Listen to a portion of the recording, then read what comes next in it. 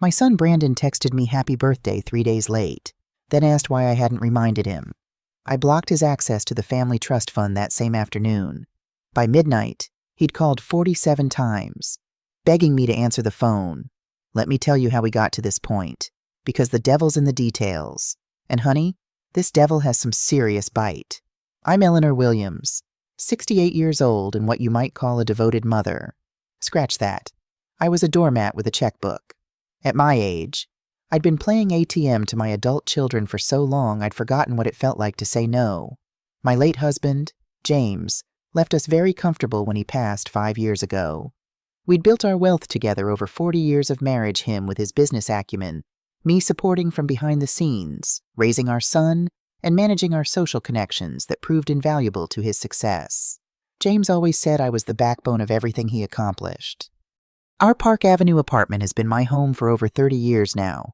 Some evenings, when the Manhattan light streams through the windows just right, I can almost see James sitting in his favorite leather chair, reading the Wall Street Journal, occasionally looking up to smile at me.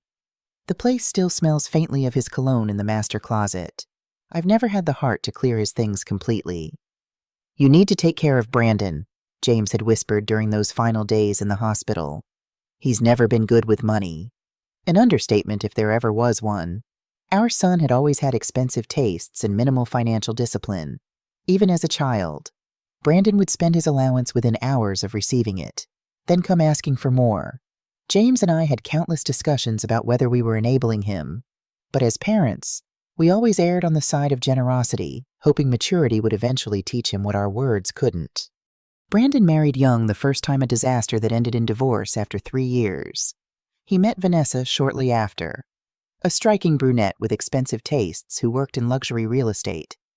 I had my reservations from the start. She reminded me of the social climbers I'd encountered throughout James' career, women who saw relationships as transactions rather than connections. She makes me happy, Mom, Brandon had insisted. Vanessa understands me. What she understood, I later realized, was how to access our family's wealth through my son. They married in a lavish ceremony that cost more than my first house.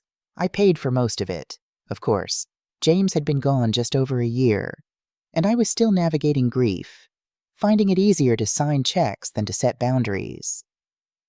Soon came the grandchildren, Olivia, now 14, and Ethan, now 12. Beautiful, bright children who inherited their father's charm and their mother's social awareness. I adored them from the moment I held them, these precious extensions of James's legacy.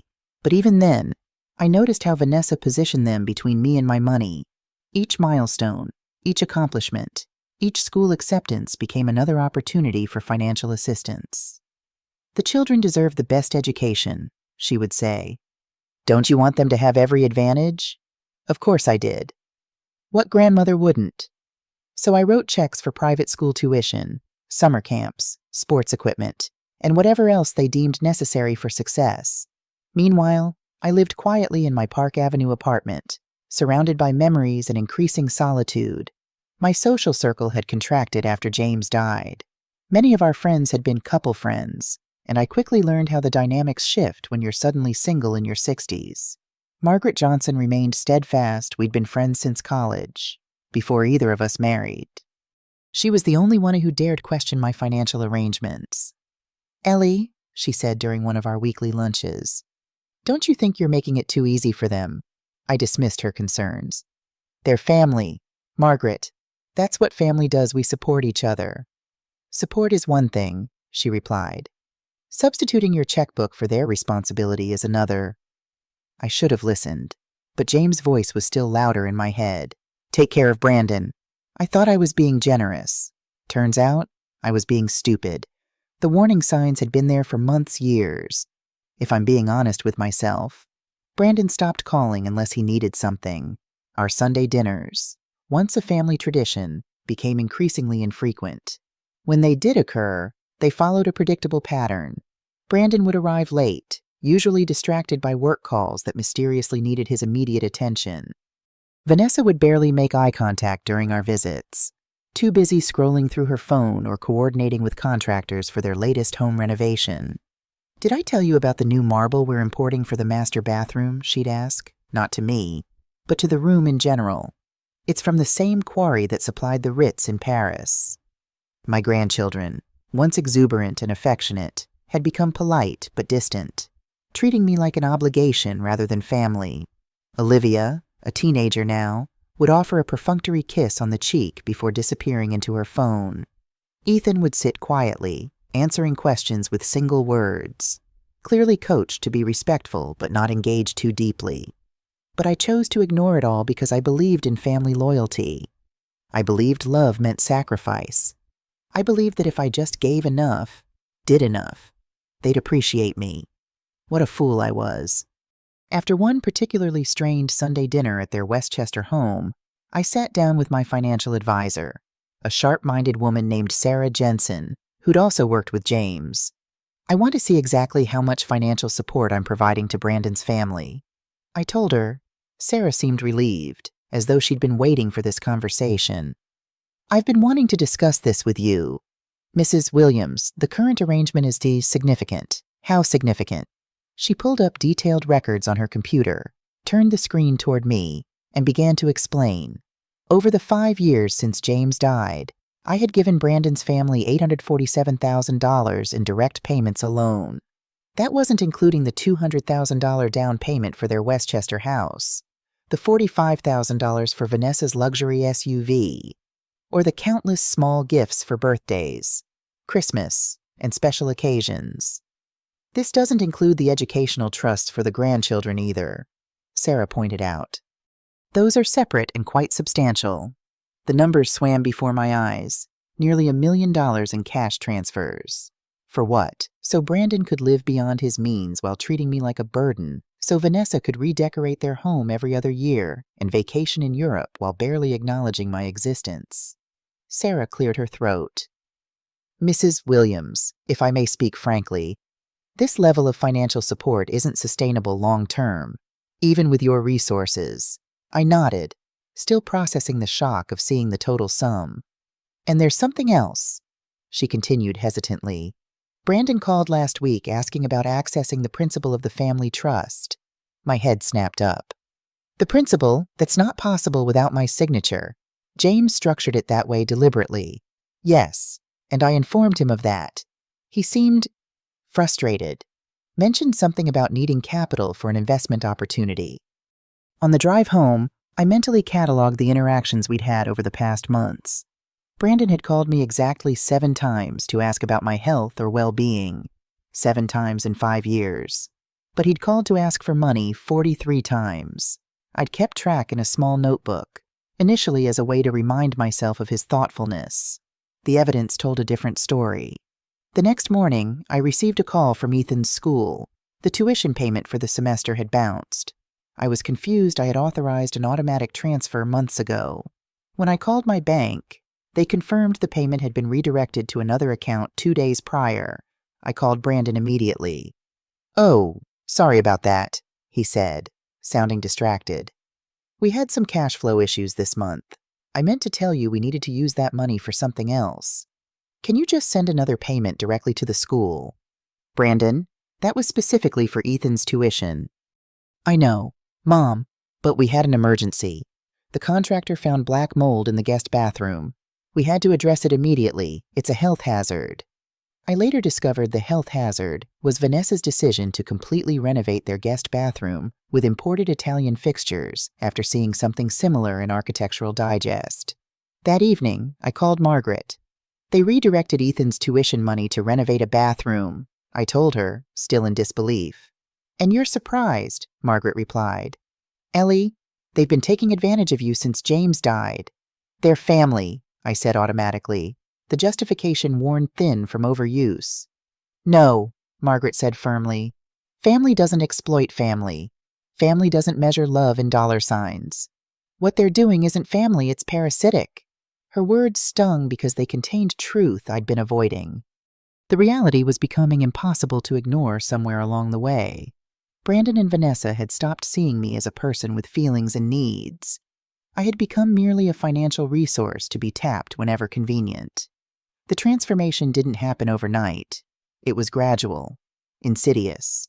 A missed birthday call here, a shortened Sunday visit there, fewer personal questions about my life, more requests disguised as family concerns. Mom, the kids really need a pool for exercise. The doctor says it's the best physical activity for growing bodies.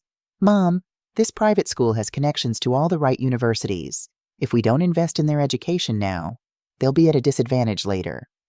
Mom, Vanessa's car isn't reliable anymore. It would be dangerous for her to drive the children around in it. Each request came wrapped in implied obligation, as though my refusal would make me a bad grandmother, a selfish mother, an uncaring parent. And each time I acquiesced, the requests grew larger, more frequent, more entitled. The most telling moment came during a family dinner at their home. I'd mentioned possibly taking a river cruise through Europe, something James and I had always planned to do together. Is that really the best use of money right now? Vanessa had asked, eyebrows raised. Olivia's going to need braces soon, and there's that summer program at Stanford she's hoping to attend. The presumption that my money was theirs to allocate stunned me into silence. I glanced at Brandon, expecting him to correct his wife's impertinence. Instead, he nodded in agreement. Mom, we're just thinking about family priorities. He added, family priorities, as if I wasn't part of that family, as if my dreams and desires were irrelevant compared to their wants. I never booked that river cruise. Instead, I paid for Olivia's braces and the summer program. The thank you note from my granddaughter was 3 sentences long, clearly written under parental supervision. Vanessa sent a text with a smiling emoji. Brandon didn't acknowledge it at all. That was the moment, though I didn't recognize it then, when something fundamental shifted in our relationship. It was the first time I clearly saw how they viewed me, not as Eleanor Williams, a woman with her own life and aspirations, but as a checkbook with a pulse, useful only as long as I continued to provide. My 68th birthday arrived on a perfect spring day, the kind James used to say was created specifically for celebrations. The morning sunlight streamed through my kitchen windows as I gathered ingredients for Brandon's favorite chocolate cake, the same one I'd made for him every year since he was 5. My arthritic hands protested as I measured flour and sugar, but I persevered. This cake represented more than just a birthday tradition. It was a connection to happier times, to family bonds that seemed increasingly tenuous. Perhaps sharing this memory would remind Brandon of our relationship before it became transactional. The recipe card was yellowed with age, splattered with decades of chocolate fingerprints. James had written Eleanor's Miracle Chocolate Cake across the top in his precise handwriting, adding a little heart after my name. He'd loved this cake almost as much as Brandon did. Your mother's chocolate cake could end wars, he'd often joke, patting his stomach. As I mixed the batter, I remembered Brandon's 5th birthday the first time I'd made this recipe. His little face had lit up with such pure joy when I presented the chocolate creation with 5 candles flickering atop it. "This is the best cake ever, Mommy," he'd exclaimed, chocolate already smeared across his cheeks. Where had that little boy gone? When had he transformed from the child who treasured my baking to the man who measured my worth by the size of my checks? I finished the cake by noon, adding the final touch a drizzle of ganache that pooled deliciously around the edges. Then I sent Brandon a text. "Cake's ready whenever you want to stop by. Love you." No response. I busied myself around the apartment, tidying already clean surfaces and rearranging flowers that didn't need rearranging. Every time a car passed outside, I'd peek through the curtains, hoping to see Brandon's silver BMW pulling up. Every time my phone buzzed, my heart would leap, thinking it was him calling to say he was on his way. But the hours ticked by. Morning became afternoon. Afternoon became evening. And evening became another sleepless night. The chocolate cake sat untouched on my kitchen counter. By evening, I tried calling Brandon directly. The call went to voicemail after 4 rings. "Hi, sweetie. It's Mom. Just wondering if you're planning to stop by today. I made your favorite cake. Call me when you can." My voice sounded pathetic even to my own ears, a mother begging for her adult son's attention on her birthday. I called again an hour later. Again, voicemail. This time, I didn't leave a message. I ate dinner alone, a small salad I barely tasted, and watched the clock tick past 9 p.m., then 10 p.m. By 11 p.m., I admitted to myself that no one was coming. No Brandon, no Vanessa, no grandchildren, not even a phone call. I went to bed with tears burning behind my eyelids, too proud to let them fall. James would have been appalled. In our 40 years of marriage, he'd never once forgotten my birthday. Even during business trips, flowers would arrive precisely on schedule, followed by his call. The chocolate cake sat untouched on my kitchen counter for 3 days, growing stale like my hope. On the 4th day, I threw it away, fighting back tears as I scraped James's favorite recipe into the garbage disposal. The symbolism wasn't lost on me, decades of tradition, love, and family connection disappearing down the drain. That's when reality hit me like a freight train. My own son had forgotten my birthday. Not delayed, not postponed, completely forgotten. I'd spent decades putting everyone else's needs first. When Brandon got divorced from his first wife, I'd helped with his legal fees. When he remarried Vanessa, I'd paid for their honeymoon to Italy. When they couldn't afford their house down payment, I'd written a check for $200,000 without blinking. And this was my thanks. Radio silence on the one day that should have mattered. I was pouring myself a second cup of coffee on that 4th morning when my phone finally buzzed. Brandon's name appeared on the screen, and for a moment, my traitorous heart skipped with hope. "Hey, Mom! Happy birthday! Sorry it's a few days late. You should have reminded me about it." I stared at that message for a full 10 minutes, reading it over and over, feeling something cold and hard settle in my chest where warmth used to live. I should have reminded him, as if it were my responsibility to ensure my own child remembered the day I'd given birth to him, as if I were some random acquaintance instead of the woman who'd carried him for 9 months, who'd walked the floors with him during colicky nights, who'd worked alongside James to pay for his college education. My fingers hovered over the keyboard. The old Eleanor would have typed back something gracious. "Oh, don't worry about it, sweetheart. These things happen." The old Eleanor would have made excuses for him, probably invited him over for dinner to make up for his oversight. But the old Eleanor had died somewhere between throwing away that birthday cake and reading his pathetic non-apology. Instead, I called my lawyer. "Eleanor, James Richardson had been our family attorney for 20 years. What can I do for you today?" "I need to make some changes to the family trust arrangements," I said, my voice steadier than I'd expected.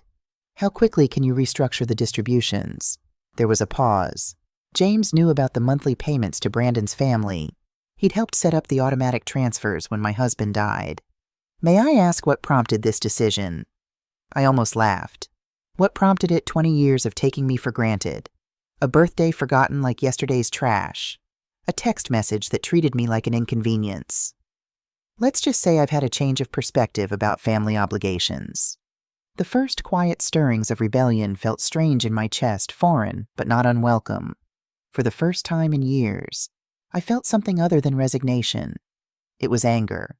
Yes, but beneath it was something more powerful, self-respect. The realization that I deserved better than to be forgotten on my birthday by the son whose life I'd subsidized for decades. James didn't question further. He'd known me long enough to recognize my resolve. "I'll draw up the paperwork immediately. We can have everything ready for your signature by tomorrow afternoon." After hanging up, I sat at my kitchen table, hands wrapped around my coffee mug, and did something I hadn't done since James died. I allowed myself to imagine a future where I wasn't defined by what I could provide to others. Perhaps I would take that river cruise after all. Maybe I'd finally visit the art galleries in Florence that James and I had always planned to see together, or redecorate the apartment to reflect my tastes rather than preserving it as a shrine to our marriage. For the first time in 5 years, I felt something like freedom, a lifting of a burden I hadn't fully acknowledged was crushing me. The realization came with both sadness and liberation. My son didn't love me for me, but for what I could give him. And if that was the case, then perhaps it was time to stop giving. The text message still glowed on my phone screen. "You should have reminded me about it." 6 words that changed everything. 6 words that finally opened my eyes to the truth I'd been avoiding for years. This wasn't love. This wasn't family. This was exploitation dressed up as filial obligation. Well, no more. Brandon Williams was about to discover that his mother wasn't just a checkbook with a pulse. She was a woman with limits, with dignity, and with the power to say enough. The decision crystallized in that moment, clear and sharp as diamond. I would no longer be the family ATM. I would no longer measure my worth by how much I could give to those who didn't appreciate it. I picked up my phone and deleted Brandon's message without responding. The silence felt revolutionary. James Richardson worked faster than I'd expected. By Tuesday afternoon, all automatic payments to Brandon's accounts had been suspended. The monthly transfers that covered their mortgage, car payments, and Vanessa's credit cards simply stopped flowing. The family trust that had been Brandon's personal piggy bank was now sealed tight. I didn't tell them. Why should I? They'd never asked where the money came from, never questioned whether I could afford their lifestyle, never once said, "Thank you, Mom, for bankrolling our American dream." Instead, I waited. And you know what? The wait was almost enjoyable. For the first time in years, I felt like I held the cards instead of constantly folding. "Are you sure about this, Eleanor?" James asked during our final meeting. "It's going to cause quite a storm. I've been weathering storms my whole life. James. The difference is, this time I'm the one creating it." He smiled, a glint of admiration in his eyes. James Sr. would be proud. He always said you were tougher than you let on. That comment warmed me more than he knew. My husband had indeed always insisted I was stronger than I appeared, even when I didn't believe it myself. Perhaps he'd known this day would come eventually. It took exactly 6 days. I was reading in my favorite armchair, enjoying a cup of tea and the blessed silence of my own thoughts when my phone started ringing. Brandon's name flashed on the screen. I let it go to voicemail. He called again immediately, then again. By the 4th call, I was genuinely amused. Where was all this urgency when it came to remembering my birthday? The 5th call came with a text. "Mom, please pick up. There's been some kind of mistake with the bank." Mistake? That's what he called it when the gravy train finally derailed. I poured myself a glass of wine and settled back into my chair. Let him sweat a little. Lord knows I'd sweated plenty over the years, wondering if I was doing enough, giving enough, being enough for children who couldn't be bothered to remember when I was born. The calls kept coming 7, 8, 9, each one more frantic than the last. By the time I went to bed that night, Brandon had called 23 times. Vanessa had called 6. They'd left a total of 14 voicemails, each one more panicked than the last. The first few had been confused. "Mom, I think there's been a banking error. Can you call me back?" By message 7, confusion had turned to worry. "Mom, please call us. The mortgage payment bounced, and we need to figure out what happened." By message 12, worry had become panic. "Eleanor, this is Vanessa. We need to talk now." The last message, left at 11:47 p.m., was pure desperation. Brandon's voice was strained, exhausted. "Mom, I know you're angry about the birthday thing. I'm sorry. Okay, but this isn't funny anymore. Please call me back. We need that money. We need that money. Not we miss you, or we're worried about you, or we love you. Just we need that money." Perfect. After all these years. He'd finally told me the truth about what I meant to them. I turned off my phone and slept better than I had in months. The next morning brought a new experience, the sound of someone pounding on my apartment door at 7:30 a.m. I took my time getting dressed, choosing a comfortable cashmere sweater and my favorite pearl necklace, a gift from James on our 30th anniversary. If Brandon and Vanessa wanted to have this conversation, I was going to look dignified while I had it. Through the peephole, I could see them both standing in the hallway looking harried and desperate. Brandon was pacing, running his hands through his hair. Vanessa stood rigid, clutching her designer purse like a weapon. I opened the door with a smile. "Good morning, dear." "What brings you by so early?" Brandon pushed past me into the apartment, Vanessa following with a face like thunder. "Mom, what the hell is going on?" Brandon demanded. "The bank says all transfers from your accounts have been stopped. Our mortgage payment bounced. Our car payments bounced. And Vanessa's credit cards have been declined." I closed the door and turned to face them. They both looked panicked. overwhelmed, like children who'd suddenly discovered the world didn't revolve around them. "Would you like some coffee?" I asked pleasantly. "We don't want coffee," Vanessa snapped. "We want to know why you've cut off our money without warning." Our money. How interesting that Vanessa thought money I'd earned, inherited, and managed was somehow theirs by right. I walked to the kitchen and began preparing coffee anyway, taking my time measuring grounds and adding water. Let them watch me move at my own pace for once. "I've been doing some thinking lately," I said conversationally, "about family dynamics, financial responsibility, basic human courtesy. You know, things like remembering important dates." Brandon had the grace to look uncomfortable. "Mom, if this is about your birthday—" "Oh, it's about so much more than that," I interrupted, turning to face them. "Your birthday was just the final straw. Do you know how long it's been since either of you asked how I'm doing, how I'm feeling, whether I need anything?" They stared at me blankly. "I'll tell you," I continued. 14 months. 14 months since either of you treated me like a person instead of a bank account." Vanessa stepped forward, her face flushed with anger. "That's not fair. We invite you to family dinners. You invite me to dinners where you ignore me while discussing renovations I'm paying for, vacations I'm funding, and private schools I'm subsidizing. I'm not a guest at those dinners." "Vanessa, I'm the entertainment, the crazy old lady you tolerate because she writes the checks." The silence stretched between us like a chasm. Brandon sat down heavily on my couch, the fight going out of him as he realized I wasn't bluffing. "Mom," he said quietly, "I know we haven't been the most attentive lately, but cutting us off completely, that's extreme."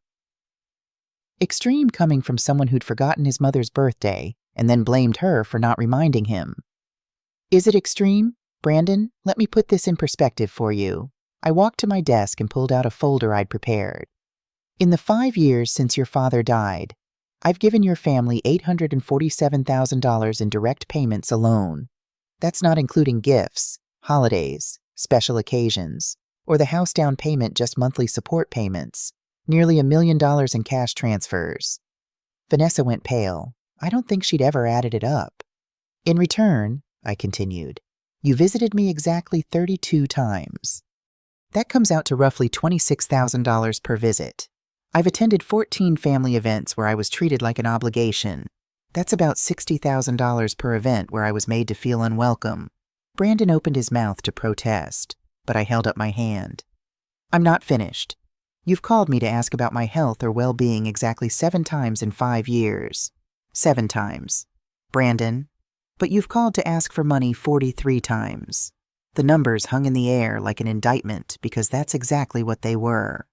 "The financial arrangement we had was based on family love and mutual respect," I said calmly. "When you stopped providing love and respect, I stopped providing money. It's simple economics." Vanessa found her voice. "You can't just abandon your family because your feelings got hurt."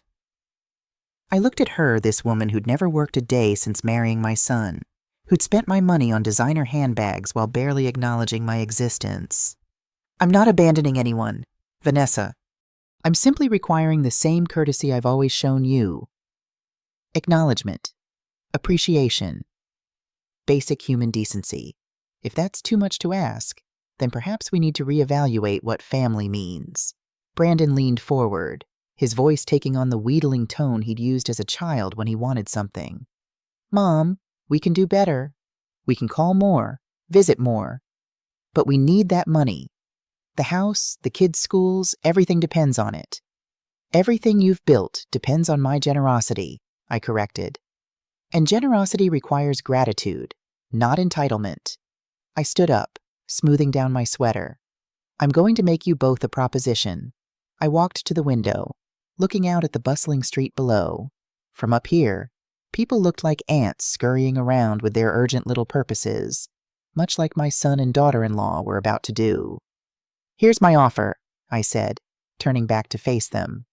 "You have 30 days to show me that I'm more than just a funding source to this family, not through desperate phone calls or panicked visits, but through genuine interest in my life as a person."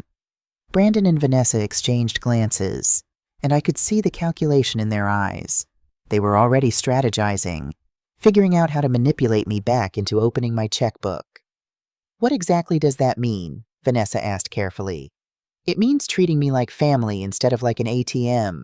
It means remembering important dates without being reminded. It means asking about my day, my health, my interests, my feelings. It means including me in conversations instead of talking around me. It means showing basic respect for the woman who's been subsidizing your lifestyle. I sat back down, enjoying the way they hung on my every word for once. If after 30 days I feel valued as a person rather than just a provider, we can discuss resuming some level of financial support. Not the blank check arrangement you've enjoyed, but something more reasonable. Brandon's face brightened with hope. We can do that. Mom, absolutely. But, I continued, holding up one finger, if I detect even the slightest hint of manipulation, if this feels like a performance designed to get my money flowing again, the offer is permanently withdrawn. And I do mean permanently. Vanessa's mask of composure was slipping. What are we supposed to do in the meantime? We have mortgage payments, car payments, the kids' tuition. The same thing millions of families do, I said pleasantly. You'll figure it out. Brandon makes a decent salary. You could get a job. You could downsize the house, change schools, sell one of your cars. You know, all the things people do when they live within their actual means. The word job seemed to physically pain Vanessa. She'd married Brandon straight out of college and had never worked. The idea of actual employment was apparently terrifying. You're being incredibly cruel, she whispered. Am I, or am I finally being honest about what this relationship has become? I stood up again, signaling that our meeting was over. 30 days, I repeated. Starting now. And remember, I've had 5 years to perfect the art of detecting genuine emotion versus calculated performance. Don't insult my intelligence by trying to fake your way through this. They left without another word, Vanessa practically trembling with fury, Brandon looking stunned and lost. After they were gone, I poured myself another glass of wine at 9:30 in the morning, something I'd never normally do, and settled back into my chair. The next 30 days were going to be very interesting indeed. The phone calls started the very next day. Not frantic demands this time, but carefully crafted performances that would have impressed Broadway directors. Hi, Mom, just calling to see how you're feeling today. Brandon's voice was sugary sweet through the receiver. I realized we never ask about your health enough. I was standing in my kitchen preparing lunch, and I nearly laughed out loud. In 5 years, this man had never once called to ask about my health unless he was making small talk before asking for money. I'm fine. Brandon, how thoughtful of you to ask. Great. And hey, I was thinking maybe we could have lunch this week. Just the two of us. Like old times. Old times. When exactly had we ever had regular lunch dates? I couldn't remember a single instance of Brandon suggesting we spend time together without Vanessa or the children as buffers. That sounds lovely, I said, curious to see how far they'd take this charade. Perfect. Oh, and Mom, I've been thinking about what you said yesterday about not appreciating you enough. You're absolutely right. We've been terrible family members. The script was almost insulting in its transparency, but I played along. I appreciate you saying that, dear. After he hung up, I checked my watch. 47 minutes later, Olivia called. My 14-year-old granddaughter had never initiated a phone conversation with me in her life. Our interactions were limited to polite responses when I asked her direct questions during family dinners. Hi, Grandma Eleanor. I just wanted to call and tell you about my day at school. The words sounded rehearsed, like she was reading from cue cards. Poor child. Her parents had obviously coached her on what to say. That's wonderful. Olivia, tell me all about it. She launched into a detailed account of her classes, her friends, her teachers. Everything was wonderful and amazing, and she just couldn't wait to share it all with her beloved grandmother.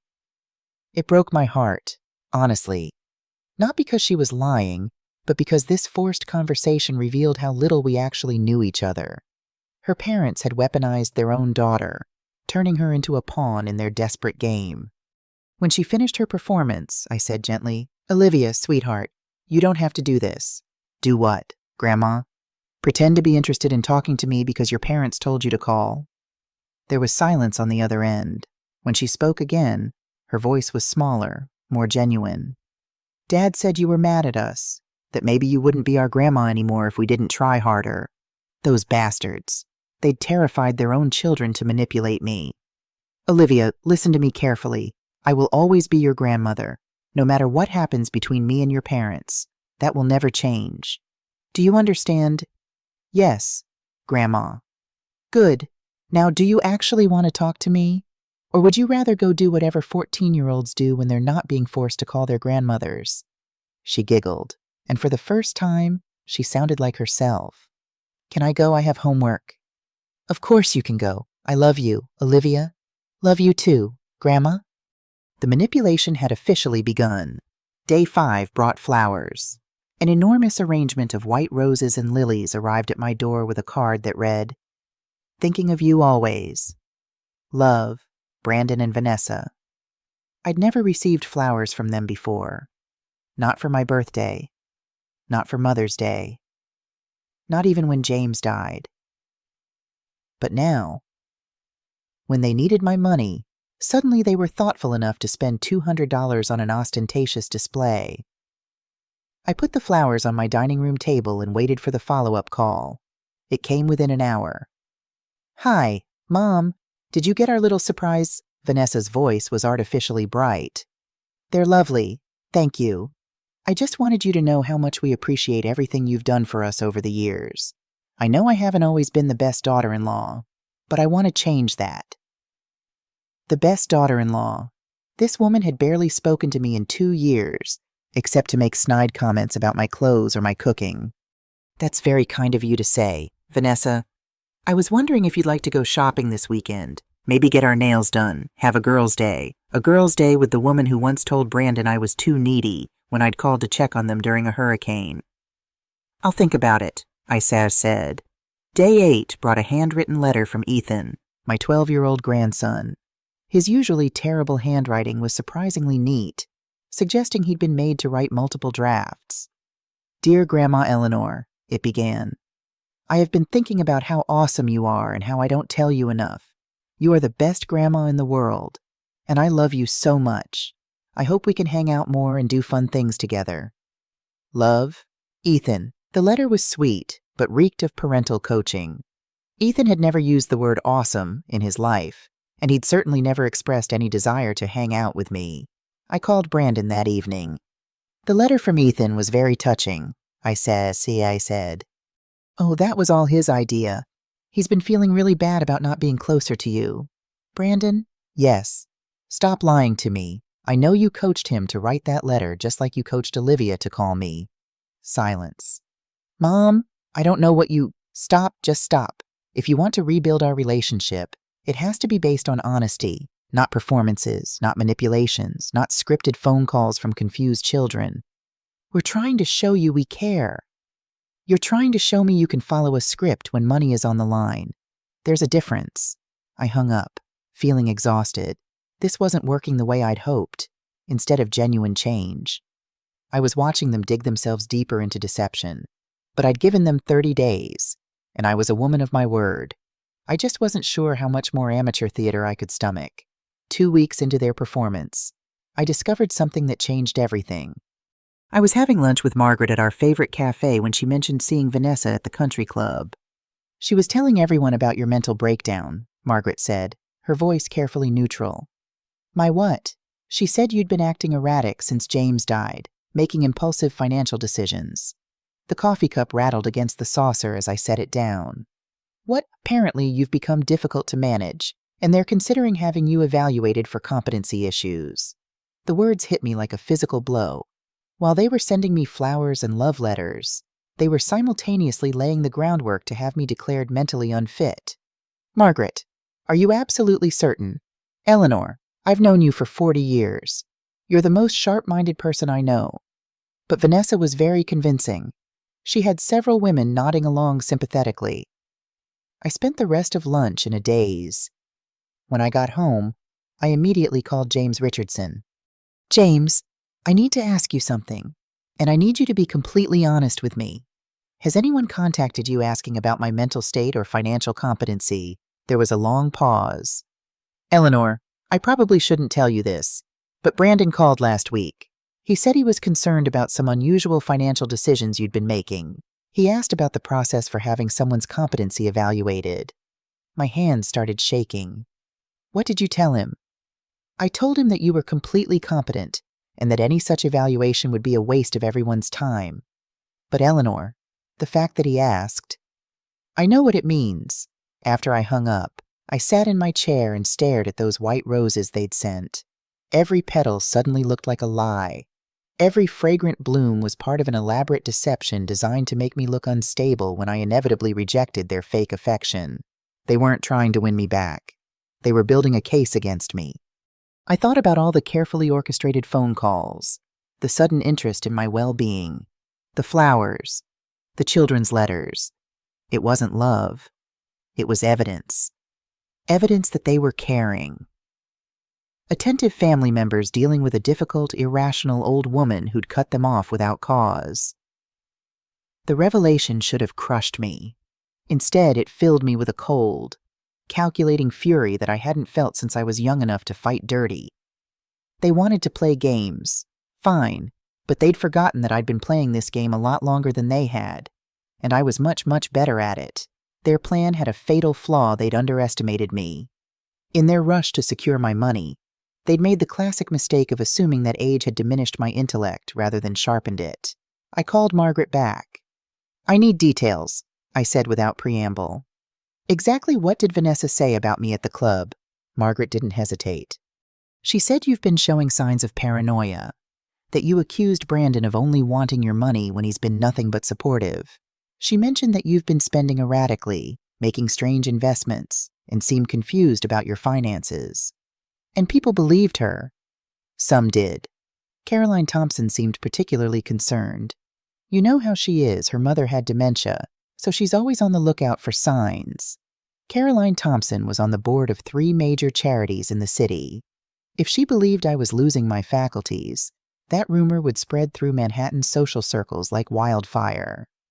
What else? Vanessa mentioned that Brandon was looking into care options for you. Made it sound like he was being the devoted son, trying to help his confused mother before she hurt herself financially. The pieces were falling into place. They weren't just planning to have me declared incompetent, they were actively creating the social narrative to support it. I spent the evening piecing together their likely strategy. The timing made sense now. They'd been setting this up since James died, gradually positioning themselves as the concerned caregivers while creating a paper trail of my supposed mental decline. The 30-day challenge I'd given them had accidentally played right into their hands. From their perspective, my erratic decision to cut off funding was the final piece of evidence they needed, and now they were gathering witnesses to my unstable behavior while simultaneously documenting their own caring efforts to help me. It was diabolically clever, and it might have worked if Margaret hadn't overheard Vanessa at the club. The next day, Brandon called with an invitation. Mom, we'd like you to come over for dinner on Friday. The whole family will be there. Olivia and Ethan are really looking forward to seeing you. His voice was warm, concerned, the perfect simulation of a loving son. I wondered how many times he'd rehearsed this call, how carefully he and Vanessa had scripted his words. That sounds lovely, I replied, matching his fake warmth with my own. What time should I arrive? 7 would be perfect. And Mom, I just want you to know how much we all love you. We're going to make things right between us. I promise. I'm sure you do, I thought as I hung up, just not in the way I'd hoped. I spent the next 3 days planning my countermove. Brandon and Vanessa weren't the only ones who could strategize. They'd declared war on me in the most personal way possible, attempting to strip me not just of my money, but of my autonomy, my dignity, my very selfhood. They were about to learn that I was no easy target. I called James Richardson back. I need to make some additional arrangements, I told him, and I need them completed before Friday evening. By Friday afternoon, everything was in place. I dressed carefully for dinner, choosing a conservative navy blue dress that projected stability and confidence. I styled my hair, applied subtle makeup, and added James pearls, the picture of an elegant, composed older woman. Nothing about my appearance suggested confusion or instability. As my car approached their Westchester home, I felt a strange calm settle over me. The hurt and betrayal were still there, but they'd been transformed into something more useful resolve. I was no longer the victim in this story. I was about to become the author. Brandon greeted me at the door with an enthusiastic hug that felt like being embraced by a mannequin all form. No warmth. "Mom, so good to see you. Come in, come in. Everyone's waiting." I stepped into their home, the home my money had bought and prepared for the performance of a lifetime. The dinner at Brandon and Vanessa's was a masterclass in calculated performance. They'd gone all out their good china on the table, candles lit, wine already poured. Olivia and Ethan seemed genuinely happy to see me, which was the only bright spot in this elaborate production. "Mom, you look wonderful," Vanessa gushed, though her smile never reached her eyes. "That dress is so flattering." I was wearing the same navy dress I'd worn to James's funeral. She'd complimented it before, back when she was still pretending to like me. "Thank you, dear. You look lovely as always." Brandon raised his wine glass. "I want to make a toast to family, to forgiveness, and to Mom for being the most generous, loving woman we know."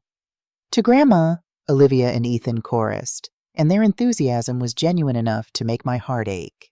They were innocent pawns in their parents' ugly game. We made it through the appetizer and main course with their performance in full swing. They asked about my health, my hobbies, my plans for the holidays. They laughed at my stories, complimented my jewelry, and treated me like the beloved family matriarch they'd never actually considered me to be. It was masterful, really. If I hadn't known what I knew, I might have been fooled. Vanessa had prepared my favorite dessert, or what she thought was my favorite. It was actually James's favorite, a detail that revealed just how little attention they'd paid to me over the years. "Creme brulee," she announced proudly. "Your absolute favorite." I smiled, not bothering to correct her. How thoughtful. As we lingered over dessert, Brandon reached over and patted my hand. "Mom, we've been doing a lot of thinking these past couple of weeks. About family, about what's really important." I nodded encouragingly. "And what have you concluded, dear, that we've been taking you for granted? That we need to be more present, more involved in your life." There it was, the pitch, delivered with just the right note of contrition. "More involved in my life," I repeated thoughtfully. "That's interesting you should say that. We're worried about you, living alone in that apartment," Vanessa added. "It's so big, so much to manage at your age." "At my age," I set down my spoon. "And what age would that be, Vanessa?" She faltered slightly. "I just mean, after a certain point, it's nice to have family nearby, to help with decisions, to provide support." "Financial decisions, you mean?" Brandon jumped in smoothly. "All kinds of decisions. Mom, we just want what's best for you." "What's best for me?" I dabbed my lips with a napkin. How fortunate I am to have such concerned children. They exchanged a quick glance, sensing perhaps that I wasn't playing along with their script as expected. "Mom, we've been talking," Brandon continued. "We think it might be good for you to consider letting me help manage some of your financial affairs. Nothing major, just to take some of the burden off you." And there it was, the true purpose of this dinner, this performance, this entire charade. They weren't trying to repair our relationship. They were making their move to control my money. I smiled. "Before we discuss that, I need to make a quick call. Would you excuse me for a moment?" I stepped into their hallway and dialed James Richardson. "Is everything ready?" I asked quietly. "All set. Eleanor." Just as we discussed. "Thank you. James?" When I returned to the dining room, I found Brandon and Vanessa whispering intensely to each other. They stopped abruptly when they saw me. "Everything okay, Mom?" Brandon asked with feigned casualness. "Everything is perfect." I sat down and folded my hands on the table. "Now, where were we? Yes. You were suggesting that you should help manage my finances because I'm getting too old to handle them myself." "That's not exactly," Vanessa began. "Actually, it's funny you should bring this up," I interrupted, "because I've recently made some significant changes to my financial arrangements that you should know about." They leaned forward eagerly, probably anticipating my tearful apology and promise to restore their funding. "These past 2 weeks have been so enlightening. Brandon, Your sudden interest in my daily health has been touching. Vanessa, your invitation to go shopping was so thoughtful. And children, your letters and phone calls have meant the world to me. They were practically glowing with anticipation. It's made me realize how much I've been missing, how important it is to be truly involved in each other's lives. Brandon nodded eagerly. Exactly. That's exactly what we've been trying to show you. Which is why I've decided to be much more involved in managing all of our affairs. I met with James Richardson yesterday to review the family trust documents. Vanessa's smile flickered slightly. I also had a complete psychological evaluation done, just to make sure I'm making sound decisions. Clean bill of mental health. By the way, Brandon's face went pale, and I hired a private investigator to do a thorough financial review. Very thorough. The silence in the room was deafening. I reached into my purse and pulled out Patricia Chen's report, setting it on the table between us.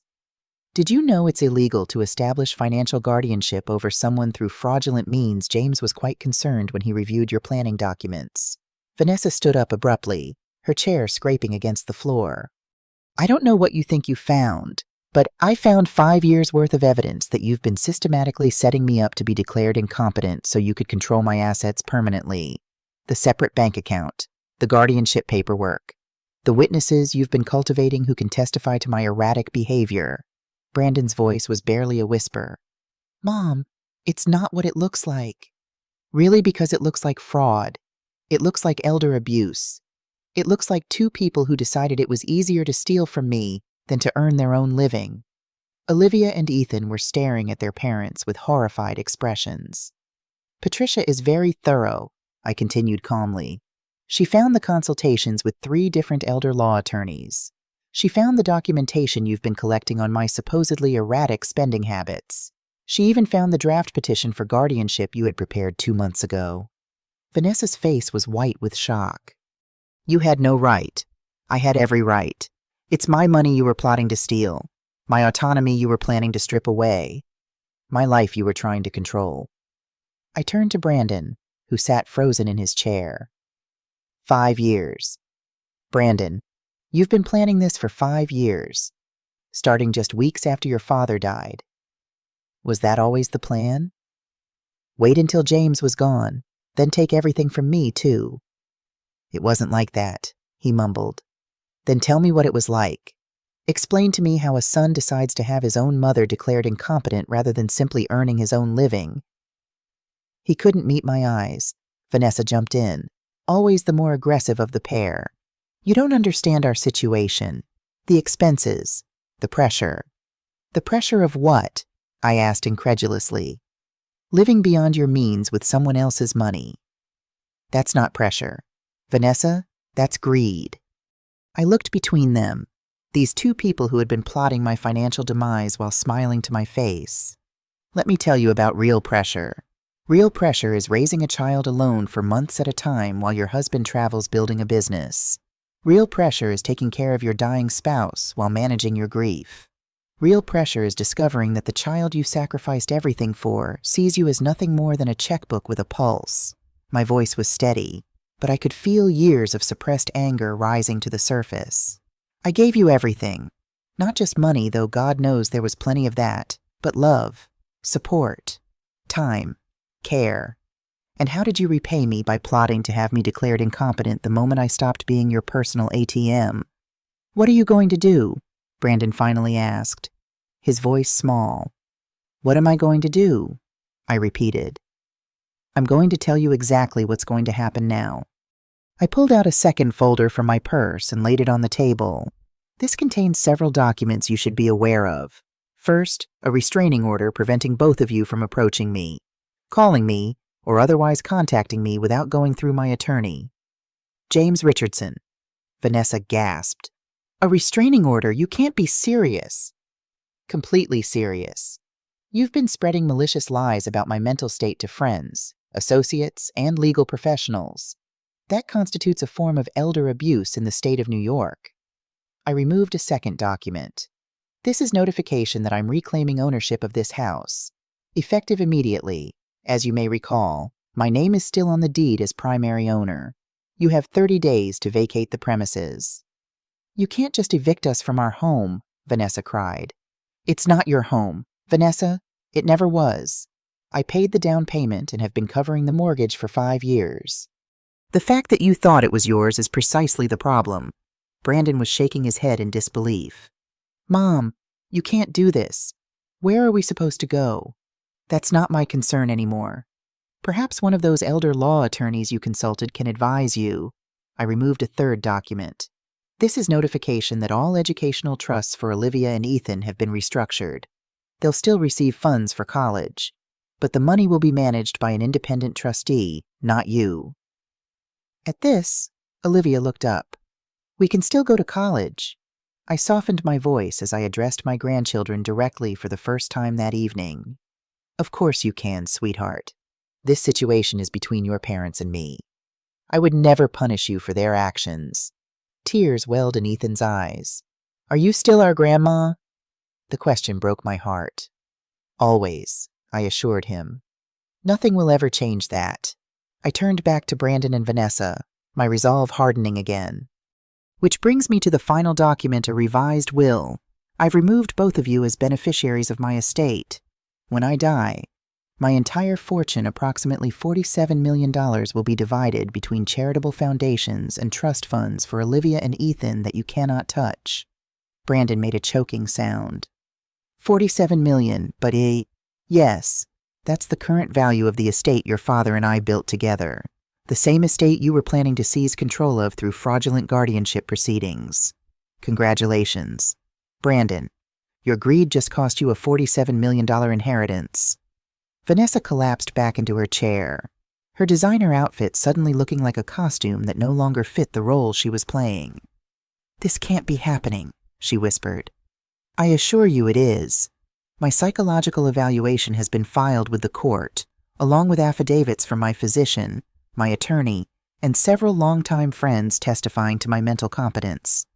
Any attempt to pursue guardianship now would not only fail, but could result in criminal charges against both of you. Criminal charges. Brandon's voice cracked. Attempted financial exploitation of an elder is a felony in New York State.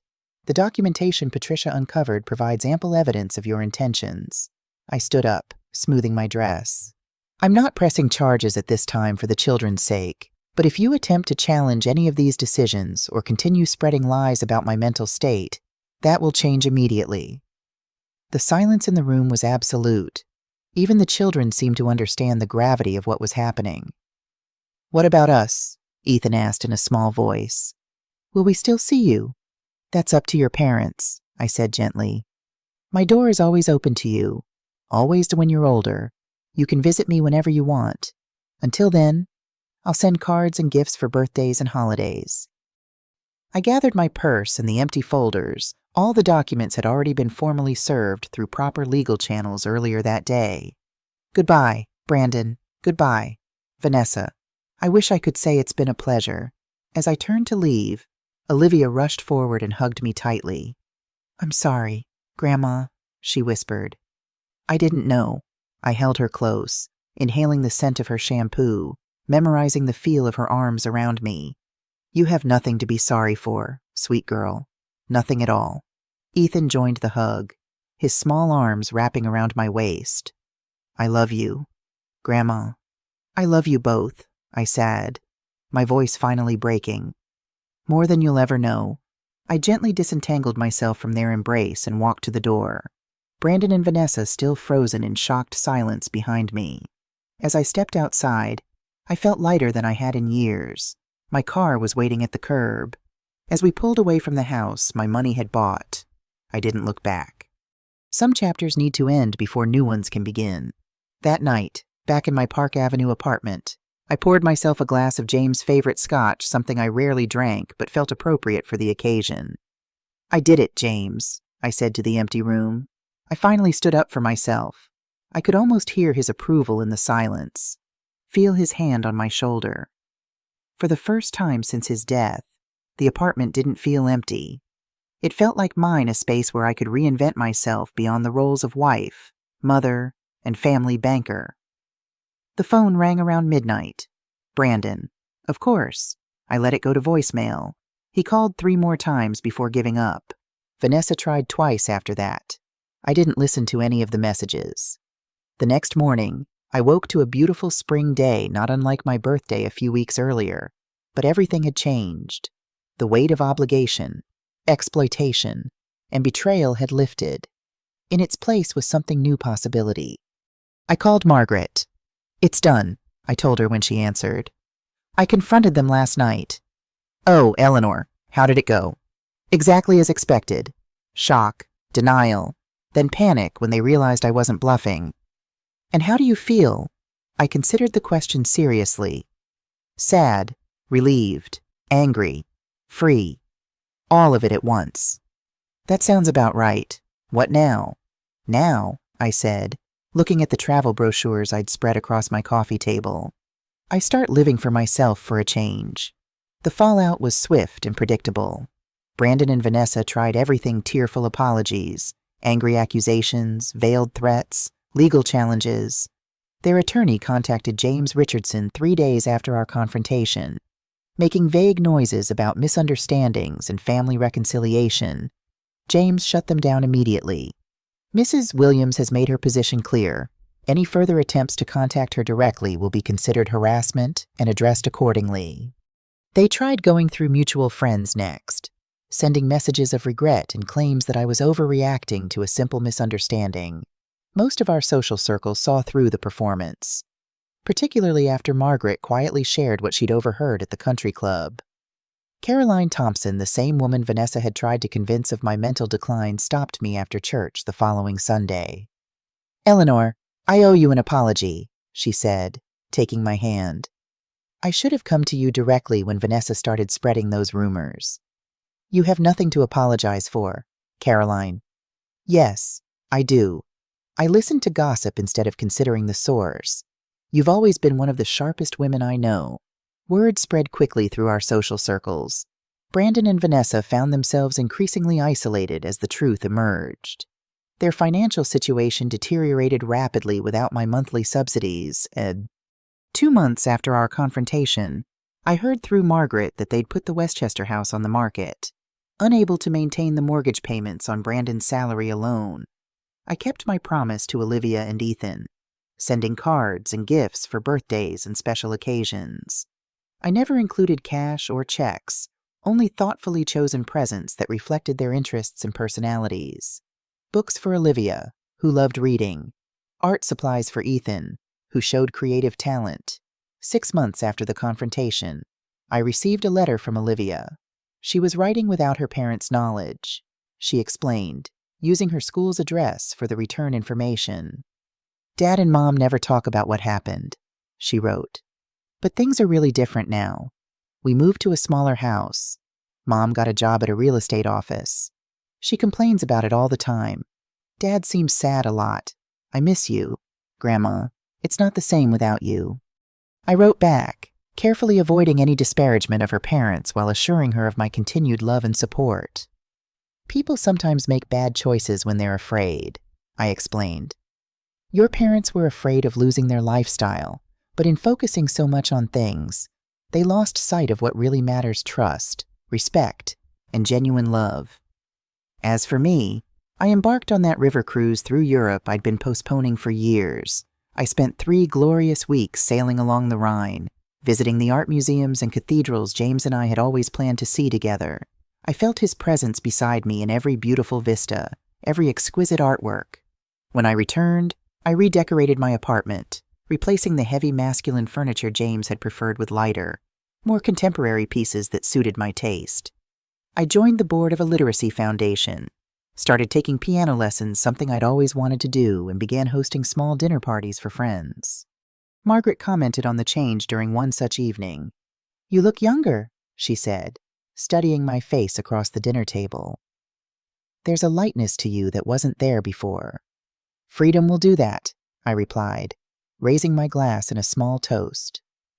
1 year to the day after our confrontation, I received a letter from Brandon. Unlike the manipulative performances of the past, this one seemed genuine in its regret. "I don't expect forgiveness," he wrote. "What Vanessa and I planned was unforgivable, but I want you to know that I understand now what we threw away: not just financial support, but the relationship with the strongest, wisest person I've ever known. I'm sorry, Mom, not because we got caught, but because we betrayed you in the worst possible way. I read the letter several times, searching for the familiar manipulation tactics. They weren't there. Instead, I found something unexpected: accountability. He explained that he and Vanessa had separated. She'd never adapted to their reduced circumstances, blaming him for the loss of her luxury lifestyle. He was living in a small apartment now, working his regular job, seeing the children on weekends. He'd started therapy to understand why he'd been willing to betray his own mother for money. I don't expect a response, he concluded. I just wanted you to know that your stand forced me to look at myself honestly for the first time in my life. Whatever else happens, I'm grateful for that. I didn't respond immediately. Some wounds take time to heal, and the betrayal had cut deeper than I'd acknowledged even to myself. But I tucked the letter into my desk drawer rather than throwing it away. Perhaps someday we might rebuild some version of a relationship, not as financier and recipient, but as mother and son. Time would tell. In the meanwhile, I had a life to live my life, on my terms. Free from exploitation and full of possibilities I was only beginning to explore. The following week, Olivia called from school. Grandma, would it be okay if I came to visit you sometime by myself? I'd like that very much, I told her. Dad said he would drive me if it's okay with you. I hesitated only briefly. Tell your father that would be fine. Baby steps towards something new, not the relationship we had before that could never be restored, but perhaps something more authentic in its place. As I hung up the phone, I caught sight of my reflection in the window.